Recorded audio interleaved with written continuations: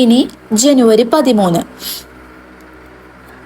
2026 ജനുവരിയിൽ തദ്ദേശീയമായി വികസിപ്പിച്ച തോളിൽ വെച്ച് വിക്ഷേപിക്കാവുന്ന 3ാം തലമുറ ടാങ്ക് വേദ മിസൈൽ വിജയകരമായി പരീക്ഷിച്ച രാജ്യം?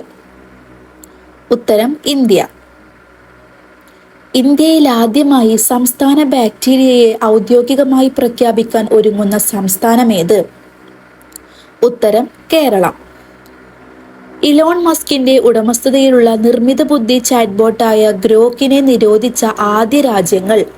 ഉത്തരം മലേഷ്യ, ഇന്തോനേഷ്യ.